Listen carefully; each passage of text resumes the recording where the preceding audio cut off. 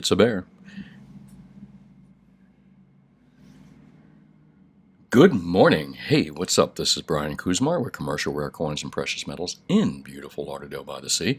Got the Deerfield live cam up. Deerfield's about a couple cities up from us, north of us here. And if you're local here, you should definitely go by and visit the Deerfield cam, or not the Deerfield cam. A little difficult to do that unless you're a swimmer or diver. You should go visit the Deerfield Beach Pier, one of the nicer piers in our South Florida area. And take a look at this, man. Look at that current. A little wavy and windy out there on the surface, and below the surface, it's even more turbulent. And when you're a fish, and like us, we're fish in some degrees. We're not all whales. We're not all sharks. Some of us are just fish. And when times are really turbulent, you have no other choice than just to do what? Go with the flow. Kind of seems what's happening here right now with our fishes. Some cuties out there, though. Look at these. They look like aquarium fish today. Not much visibility again. Kind of little cloudy out there and a little bit very turbulent with the wind and the wave and all that stuff. Well, rumble in the jumble. Jumble. That'd be nice if I could start out a show pronouncing a word right. Jungle. Rumble in the jungle. That's not quite that much. I was trying to make this a little more bigger than it seems. It's really not a rumble or anything like that, but what we're going to discuss is Numismatics versus Bullion. I'm going to go into that real quickly today. It's not going to be a long show. In fact, speaking of shows, I have a coin show and a bullion show to go to here this week, and it's the fun show, Florida United Numismatics show in here. I'll pop on that page right there. The Fun Show Convention 2022 opens to the public at 9:45, I think, on Thursday, if I'm correct. Over 1,500 dealers. One of the largest shows in the country. I've been doing this show. I started in this business with my father. As you know, I'm a second-generation dealer in rare coins and precious metals. And I think my first show I did here was in Florida in 1972. Was at the Fun Show, or 73 or something like that, right in that area. But this show has been around forever. It's a huge show, one of the most largest shows in the country, and people from all over the world come to the show as well. I haven't done it in almost a decade or two because I've had a staff that I've sent to do it. Remember, I grew up doing these things. I grew up actually sleeping under these tables as a small child. When my father used to go to coin shows with him and put my toys under these tables and actually sleep under these things. So I've grown up in this industry, and as I said, I haven't done one in a decade or two. They kind of got old for me a little bit. It's really, not as fun. Remember, this is a business for me. This is not a hobby. And a lot of people like my father actually started in the coin business as a hobby, not as a business. And my father was a coin collector, and to this day, my father is still with me here, fortunately, and my mother. But to this day, my father still loves going to coin shows. He still loves the coin business and loves coins. And for me, it was a little bit different. I grew up in this industry, so I'm really not, in love with the hobby. I don't really collect coins, but that's kind of not true necessarily either, because I've got hordes of different types of things in my safes and in my personal possessions. So my father always said, everybody collects something. Everybody is a hoarder to something. He said, all you got to do is go into their bedroom and look through their top drawers or their kitchen drawers, and you'll find something they hoarded. And he's true. It's true about that. I've done estates before where I've gone into people's homes after they passed away, and they're he doesn't collect anything. What do you do? Even you find a collection of matchbook covers or something like that from all over the world. So everybody seems to collect something. And but I wasn't a coin collector, and that's what this long story really was about. However, I grew up in the business, and I'm very, very fortunate. My father taught me this business, along with some other very influential people in my life. And there's too many to mention, actually, here that helped me become who I am today, and I appreciate that. But what was I talking about? Oh, we were going to talk about today numismatics versus bullion. I'll get into that, but let's first talk about the spot prices up. We broke that $1,800 mark, which is no surprise to me. When I see these markets get hammered down, again, I don't panic. I don't think anything bad. I'm not like, oh God, it's over for the gold market. Oh gosh, I have a very positive view about those monkey hammering moments, and those moments when these markets get manipulated down or held down for any length of time. It just provides the opportunity to accumulate more of this stuff. If you listen to yesterday's video, you'll know that I talked about the big short positions out there, the 4 big banks that have the short positions. And I don't think that the commercial banks, institutional banks, or something that have the JP no longer has a short position. JP was able to fill their short position with enough silver and gold to fill up a warehouse, apparently. So for people out there that you're still complaining that JP Morgan is one of those short positions, no, they haven't been for a long time. And if someone's telling you and talking about JP still, then they're way behind the times. They're not following the news. But there are other big short positions out there. Ted Butler said in the article I read yesterday that he felt that the short positions were going to unwind because the CFTC was going to force them to unwind, or gave them a warning that they need to unwind these positions. And I don't really blame him, because silver's been really hanging at that mid-20s level. Like, it's almost like a bull behind a pen, like at a rodeo, and the bull sitting there scruffing its feet. It's sitting there backing off a little bit. It would go back out of the gate and away from the arena if it could, but the bull is just kind of sitting there, and that's what silver's been doing. It's sitting in that mid-20s ranges. They haven't been able to monkey hammer it down to 23, 22, 21, or sub-20, which I don't think is going to happen. Not impossible. Again, if that happens, it's strictly a paper market and a good opportunity to buy the dip on a physical side. But my opinion is that that silver's just ready for a huge breakout. I really feel that way. I think these short positions are just barely hanging on, and hopefully for them, they'll fill their positions. If not, they're going to lose a lot of money on those trades. Let's take a look at prices here. I'm going to do a quick refresh. This is CCE. Speaking of things that I've been doing since I was a kid, CCE has been around in one form or another for many, many years. Subscription service only. However, I think it's one of the best services out there, in my opinion. Let's look at spot prices here. 1804 range is 1794 to 1809. Overnight ranges. It looks like I'm not quite sure where it went up. Was it overnight markets, or did it kind of? I didn't follow it this morning. Unfortunately, I'm kind of packing for this show that I'm going to, but it appears to be that the overnight high was probably, looks like New York, it's opened a little bit higher apparently, but I can't tell for sure whether that's a New York or an overnight move, world market move. Silver 26.22. Over that 26 range, it really didn't bop, below it. So I think for right now, we're going to see above 26. However, again, tough to say. We still got Friday coming up, Monkey Hammer Friday. So, Monkey Hammer Fridays, Monkey Hammer Mondays. Those are the 2 big Monkey Hammer days usually. Platinum at 1,089 broke that 1103 mark on the high overnight, but down to about $4 here. And still, I think platinum's a great buy. Just undervalued, doesn't get a lot of attention as well. No less. I'm wondering when and if they could ever switch up using palladium. Remember, palladium is catalytic converters, and using platinum. And I would bet you palladium is only maintaining its value too, because of the fact that it is using catalytic converters. Cars are hot right now. Commodities are hot right now. Palladium mines are probably closed down as well for a period of time in 2020. So that's probably what's keeping that strength on palladium. But again, I'm just guessing there. I don't follow that metal too well.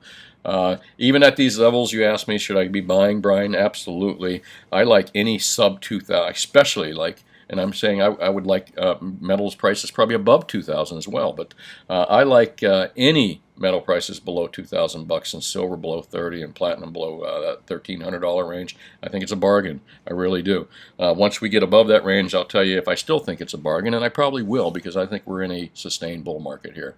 ZH, not too much to talk about. Bad news. But bad news is usually good news for gold and silver and precious metals, because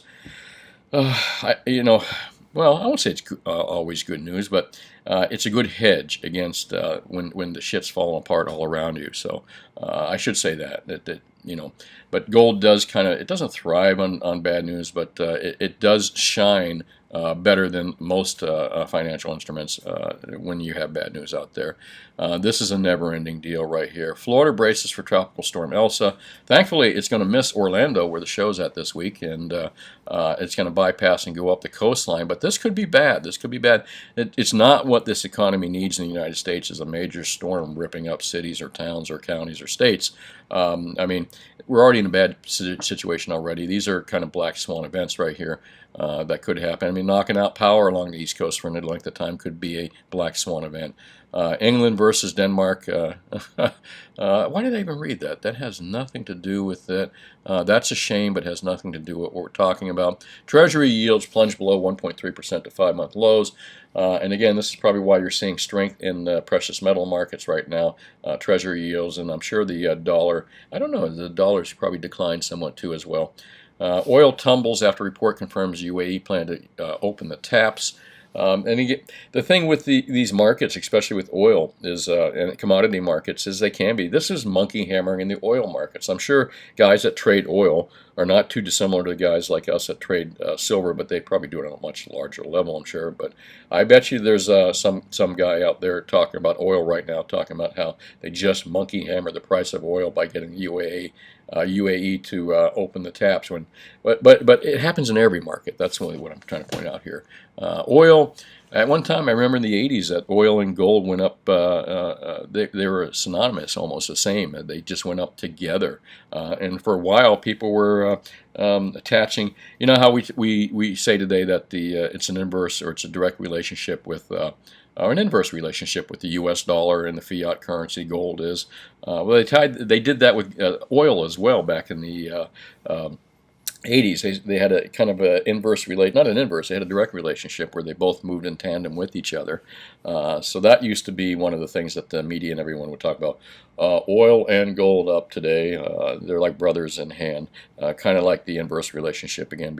The real relationship with gold, if you have to compare it to any commodity or any type of money, it's really fiat currency. It's an inverse relationship with a falling dollar that buys less and less, and gold maintains its value. It's about preservation of wealth. Let's move along here. Not too much to talk about. Futures at all-time highs, FOMC. At what point does that bubble bust right there? And what does that do for the price of gold? Probably good. Not the day it busts, because in 2008, when the markets busted completely, gold got hammered really bad. Paper gold got hammered. And probably the same thing's going to happen. And really, at that point, too, you couldn't buy anything without a huge premium. 2008, when the economy crashed, gold also crashed. It went from 12 to 800 or something like that, off the top of my head. But premiums on gold eagles were $200 then, folks, and they're $200 now with a double the gold price, almost. But the premiums were crazy. You couldn't even get the product. So if we have an economic crash and metals seem like they're crashed, don't panic. It's a paper crash. And you would not be able to buy any gold or silver. Any chances are for those levels anyway, for what that's worth. Not too much out there. This is something I've talked about for the last 6 months, is the de-dollarization of these big countries, the danger of that, and how that's going to screw the United States and screw the U.S. economy and screw the Fed and screw the central banks when they started weaponizing the dollar. And now it's finally coming to the head. The dollar was weaponized for decades, and all these countries are saying, we're not going to be held hostage by the United States dollar. And that's more or less what it is. And there you go. There's the last of it right there. Russia's getting out. And what are they buying? They're buying gold, folks. So that should tell you something. It really should. Again, not too much good news here. Usually you don't find a lot of good news in ZH anyway. I shouldn't expect to find anything good. However, I like the different viewpoints and the different stuff they do present. Craig Hemke, let's just kind of go back here home and go over the articles. Not too much to talk about here. We talked about some of this yesterday, and actually we got up to right about, where are we? Right about here, which we just saw. And fresh articles up here. As you folks know, I highly recommend you have gata.org on your weekly reading list. It better be on your bookmark bar if you're going to be a gold and silver stacker, investor, whatever you want to call yourself. Step-by-step European Union chokes off cryptos. I'm not even going to read this because, again, it's like beating a dead cat. or dead horse, or whatever you want to say. Pardon those cat and horse owners out there. Bad use of words, but it's true. I've talked about this for the last year, and I think people are coming around to what I was saying, including friends of mine, that governments and banks hate competition. They write the rules, they make the rules, and I knew that they were going to either highly regulate crypto, private cryptos like Bitcoin and Ethereum. They were going to highly regulate them, or they were going to adopt them themselves. And that's exactly the environment we're in. It's almost like I had a crystal ball over a year ago that I was saying this stuff. Step-by-step European Union chokes off cryptos. Of course they will. Of course they were. You'd be naive not to think otherwise. And there was a lot of naive people out there, and there still is.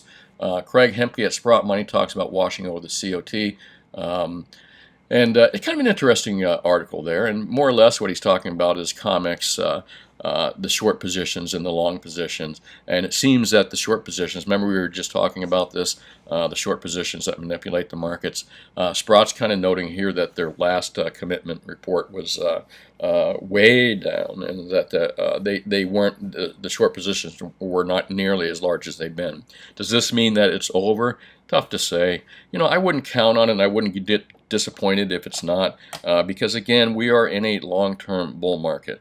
So you really, everyone's a genius in the bull market. Trust me on this. As long as you wait it out and you don't sell these dips and these monkey hammering bullshit dips, you're fine.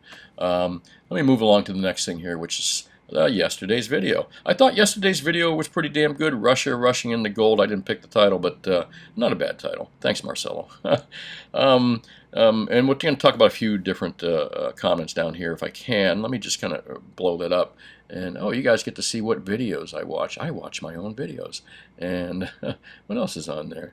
You need an escape plan. I'm sorry. I get a little ADD going on today, so maybe every day. Let's take a look at some of the comments out here. Oh man, quite a few comments. Better late than never. Yesterday's video was late. Sorry about that. This week's video is going to be late. I'm going to do live videos. Not live, but I'm going to do videos up at the show, record them, and send them back to Marcelo to post. So it ought to be interesting to see how that works out. Hopefully, maybe I'll get to take some pictures and shots of product and stuff too. That'd be cool. Thanks for watching, Nathan. Joey, you as well, sir. Appreciate that. Stefan, thank you. Figures don't lie, but liars can and do figure, and that's that's the full quote of what I didn't say yesterday, and that's absolutely true, sir. Now we ride says, would it be my best interest to sell 2008 Proof 70 slab buffaloes and rebuy 1 ounce gold bars? I don't want to give advice on here because really it's your gut feeling on that stuff. But if I'm going to tell you if it's me, I'll tell you what I do. If the 2008 Proof 70 slab buffaloes were a good profit behind them and you had a really good profit and you could take advantage of that profit on the collectible side of that, and again, those aren't rare. Remember, they're not really rare per se. It's the grade that's rare, Proof 70. And again, who says the grade's rare? The plastic does. And while people still believe that piece of plastic, yeah, I think you probably should, if there's a good profit in it, and buy some 1 ounce gold bars. That's my opinion. Again, I'm not an advisor in this. I'm just telling you what my opinion is since you asked. Thanks for watching Now We Ride. Peter Wilson is first. You are first in my book too as well, sir. The truth is out there. Love this channel. You see it as, okay, straight to the point with no fancy techno garbage. Yes, sir. Thank you. I'm from UK, southeast of England. Man, you guys got it tough out there. I really feel for you, man. So I hope things get back to normal soon. Coin shops are rare and people think of gold as jewelry. Of course they do. Most people in the U.S. think of gold as jewelry. Most people are not smart enough to figure out that the dollar is not the whole world. Most people, their whole world revolves around a dollar bill. They have no idea that there's what is even involved behind a dollar, what a dollar is worth. So yeah, that makes sense to me. Hey, thanks for watching. The truth is out there. Chris, good to see you. I appreciate that. Why don't I have 1 million viewers? I don't know. And you know what? Big deal. It's not the end of the world. I'm mostly here to talk to my local customers and help them. So if I help, 1,000 or 10,000 people in places that are outside of me, it doesn't really benefit me per se. But what it does benefit me, it makes me feel happy that I'm helping people make good decisions and good buying decisions, and passing along some knowledge. What's wrong with that, right? Hey, thanks for watching, Chris. I appreciate it, and I love Ventura. Oh my gosh, California is a crazy state, sir, when it comes to politics and people. And the homeless problem is quite stunning to me when I go out there, or when I was going out there. I used to run a surf contest in Ventura, believe it or not. Not many people know that. I've never said that here, but I ran a surf contest out there for over a decade. It stopped in 2020 for obvious reasons. Again, thanks for watching. Johnny Gore, is it true Florida is now charging sales tax on metal purchases under $500? That is true, but it's not now charging. Florida's had sales tax on all non-U.S. items under $500 since 1980s, and actually it used to have sales tax on everything, sir. Now, no exemption for anything. My father, Mike Joyce, Bill Youngerman, Nick Boyd, and gosh, I forget. I'm sure I'm missing someone. Myself actually helped get rid of sales tax in Florida and get that $500 exemption, and we did that in the 1980s. Not many people know that as well. Thanks for watching, Johnny. Michael, good to see you. Thanks, Cool Hand Luke. Yeah, I love that movie. I watched that movie a couple times as a kid. You know, I remember what we have here is a failure to communicate. I got to start using that more often. Thanks for watching, Mike. And Tree Climber, thanks, Don. Good to see you. Tree Climber, thanks for watching. Celeste, Jersey Rider. Oh, yeah, that paper dump around noontime. You notice that too, sir? Yeah, I do. I have to watch this market 5 days a week, so my eyes are constantly on the screen. I saw that. Thanks for watching and noticing, too. Jeremy says, my 2-year-old girl likes to fish at the beginning. Jeremy, that's why I put the fish out for you today, sir. For your 2-year-old. Thanks for watching again. Joey from Seattle. Dog will hunt. The world has never had as many potential black swans than it does right now. Absolutely. China, Taiwan, cyber attacks, inflation, supply chain disruptions, endless currency printing, overvalued markets, real estate, Man, you sound like, that sounds like something I said, sir.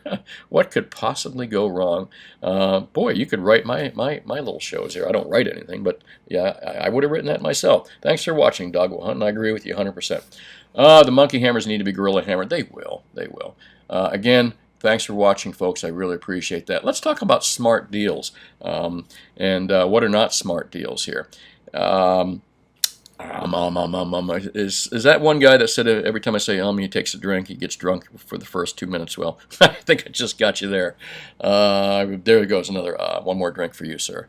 Smart deals. Gosh, I'm stuck on the Oz right now here, and I'll tell you why, because I'm going to get my thought process in here. I wanted to talk about Numismatic versus Bullion here, and I said I was going to do that. And here's one of the reasons, silver. Silver Eagles, a lot of people think I rail on Silver Eagles, and I really love the product. I think they're great. What I rail on is the current premiums, not the product. I think there's confusion on that. The premiums, if you're buying silver, you have to disconnect yourself from what you're doing. Not disconnect, but you have to, what am I doing here? Do I want to buy silver or gold, silver and gold, for its silver and gold value? And do I want to pay a reasonable premium for that? Of course you do. You want to pay the cheapest premium you can. But what happens when the premiums get up to the point where they're almost like collectibles?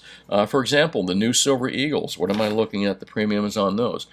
The pre-sales are going to be spot plus like $12 or more for pre-sales. They're not even been made yet. They're already pre-selling them at spot plus 12 and up. I can order them myself right now.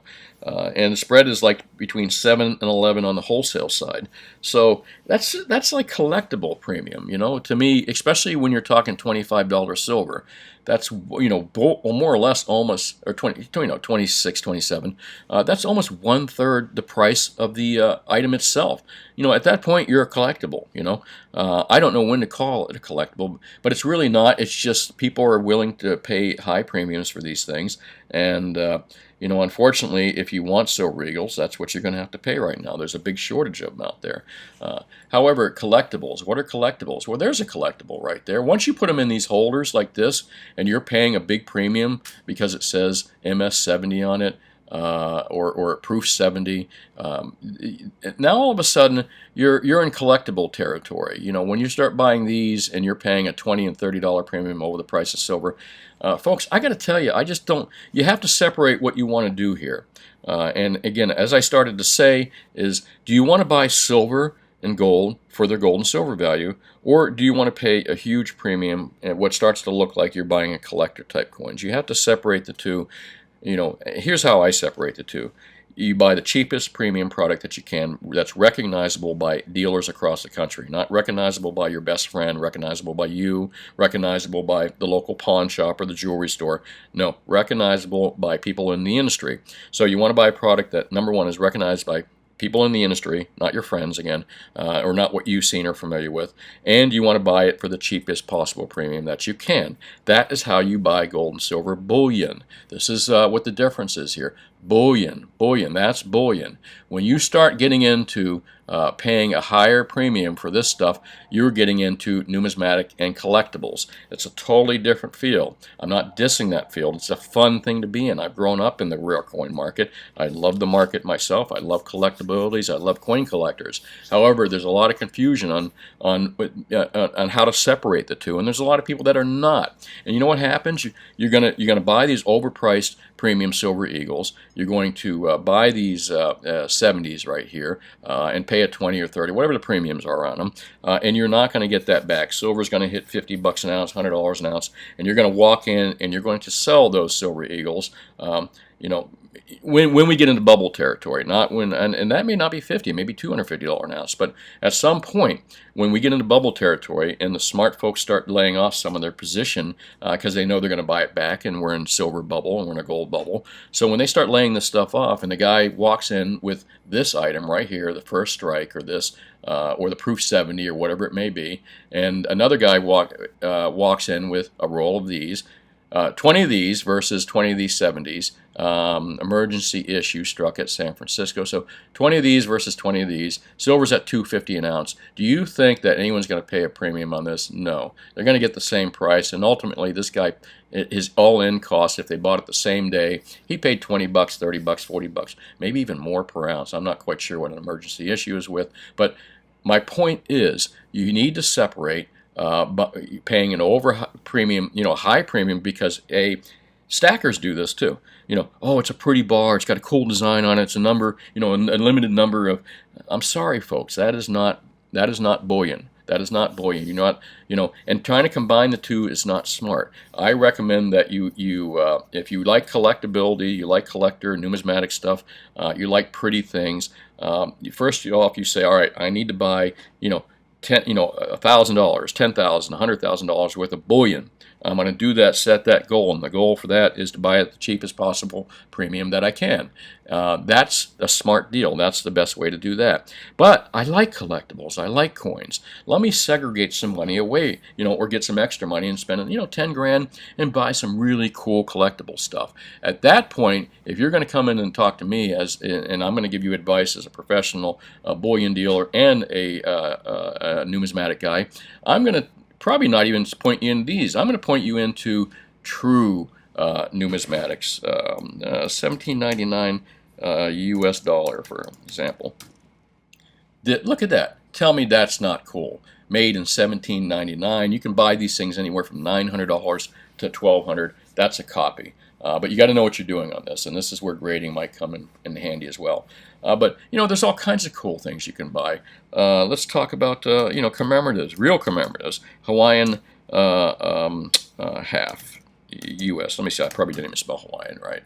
Hawaiian half. Look, a Hawaiian half dollar, super rare. There's a commemorative right there. There's actually a real Hawaiian $quarter or half dollar. You can buy those. There's all kinds of cool stuff out there. Proof $20 gold pieces. Proof $20 gold pieces. I mean, some people can't afford proof $20 gold coins, but look at the beauty of some of these things, and they're truly rare. I'm not talking about the common date ones. And again, here's the thing with gold buyers. Gold buyers make this same mistake. They'll buy $20 gold pieces that are common as hell and really not worth much over the price of gold, and they'll pay a ridiculous premium for it. Not so much anymore. That market's kind of gone wayside, and that market was mostly created by telemarketers, the guys that are on the phone, the guys on TV, and again, mostly overpriced. There's a good collectible right there, the high relief. It's selling for near the gold price. Now, that's not a bad deal out there if I was going to try to combine the two, but that seldom happens. And really, you know, my whole point with this is being a smart deal. If you're going to be smart, and you need to separate the two. There is a big difference between collectible and numismatics. Try not to combine the two. And once you start paying huge premiums for a silver eagle or a gold eagle just because it's in a high grade holder or something, MS 69, MS 70, or proof 70. You know, in my personal opinion, that's a big mistake, folks. You're better off just sticking with the bullion stuff and lower premium things. I hope I explained that fairly well, and I could do a whole nother show on this, and I probably will. As I said, good deals out there. I was going to tell you best deals as well. Best deals, smart deals. I'm going to just give you a price point to stick with, and I'm going to give you the advice I gave you a little bit and given you many times in the past. Buy items that are recognizable by major wholesale dealers, by dealers out there. So look for a recognizable product. Recognizable by who? Recognizable by people in the industry, okay? So look for those products, number one. And the second thing is what? Look for the lowest premium that you can pay over the price, the gold price or the silver price, for a recognizable product. There was the two key things. If you remember those, you'll never go wrong when you're buying bullion. Right now, I think there's a lot of good deals that you can buy in silver that are between $4 and $5 premiums. I'd like to say don't pay more than $6 and a quarter over for maples if you can get maples at that level. As far as gold goes, gold bars are still a great deal. Depending on the quantity that you're buying, you're probably going to be in that $60 to $80 range. More closer to the $80 range until you start buying huge amounts. The gold coins are still at $100. So again, recognizable products, cheapest premiums. Try not to pay more than $85 an ounce for gold bars. Don't pay more than $100, $110 for any of the coins. Gold eagles are just priced right out of the world still, and so are buffaloes. Wouldn't recommend them. Don't think you're going to get your premium back. Again, that's my opinion. Well, that is really it. The one thing I do recommend after that, folks, keep it local. Keep that money local. Spend it local. Find a local coin dealer. I only deal in South Florida, so if you can't come and physically visit me between 10 and 4 Mondays through Fridays, we don't do any online stuff. We don't do any phone stuff. We are a brick and mortar face-to-face business. So if you can't deal with us directly, my recommendation is find a local dealer in your community, in your state, in your city, in your county. Keep it local. I'm telling you, it's real important. And even if you are buying from, I advertise that I'll beat JM, I'll beat SD, and I'll beat APMEX Bullion, the three biggies out there who I think are trustworthy companies as well. But I'll beat their prices. I'm local. My local customers can come in and buy from me cheaper and get good advice on top of it. Hard to get good advice from those companies. They don't really have people that staff to do that. So I can beat the service, beat the price, and a bunch of other things. And your local coin person should be able to do that as well, your local bullion dealer. The only thing I would recommend is just make sure they've been in business for a little while. I'd like to say 10 years or more, but that's not always a reality. But just check them out a little bit before you give them money. And that's really it. There's great reasons to keep that money local. Other than that, I'm going to be doing the show. I'm going to do some videos from the show for the next couple of days. Let's see how that turns out. I hope you enjoy it. They'll be short and quick probably, but this will be something different. Hey, that's it. Thanks for watching. This is Brian Kuzmar with Commercial Rare Coins and Precious Metals in beautiful Lauderdale by the Sea. Call me anytime between 10 and 4 Mondays through Fridays. Happy to answer your questions on anything. And hey, I'm looking forward to talking to you from Orlando. Hey, thanks. Have a great day. My store will be open, by the way, folks. My staff is here, fully staffed and doing what they do. And that's really about it. Talk to you soon. Bye.